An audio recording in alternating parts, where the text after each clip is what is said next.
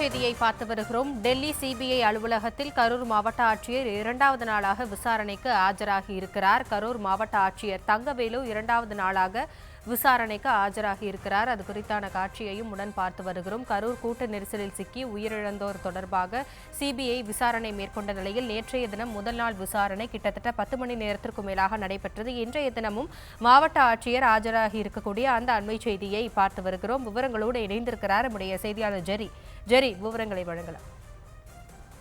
வணக்கம். கரூர் துயர சம்பவம் தொடர்பாக இரண்டாம் நாள் விசாரணையில் ஆஜராக கரூர் மாவட்ட ஆட்சியர் தங்கவேல், எஸ்பி ஜோஸ் தங்கையா மற்றும் காவல்துறை அதிகாரிகள் சிபிஐ அலுவலகத்திற்கு வருகை தந்திருக்கிறார்கள்.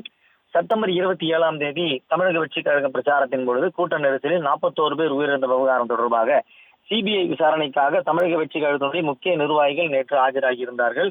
இந்த நிலையில் சிபிஐ தரப்பில் வழங்கப்பட்ட சம்மன் அடிப்படையாக கொண்டு தமிழக வெற்றிக் கழகத்தின் பொதுச் செயலாளர் ஆனந்த், தேர்தல் மேலாண்மை பொதுச் செயலாளர் ஆதவர்ஜுனா, இணை பொதுச் செயலாளர் நிர்மல்குமார் மற்றும் கரூர் மாவட்ட செயலாளர் மதியழகன் ஆகியோரும், அதே போன்று கரூர் மாவட்ட ஆட்சியர் Thangavel, SP Jose Thangaiah, ADSP Prem Anand, DSP Selvaraj, inspector Manivannan ஆகியோரும் நேற்று ஆஜராகி ஏறத்தாழ 10 மணி நேரம் அந்த விசாரணையில் பல்வேறு கேள்விகளுக்கு விடையளித்திருந்தார்கள். இதைத் தொடர்ந்து மேற்கண்ட விவகாரத்தை சிபிஐ எஸ்பி சுனில்குமார் தலைமையிலான அதிகாரிகள் நேற்று விசாரணை மேற்கொண்டார்கள். இதில் முன்னதாக தாவேகா நிர்வாகிகளிடம் பல்வேறு கேள்விகள் முன்வைக்கப்பட்டது.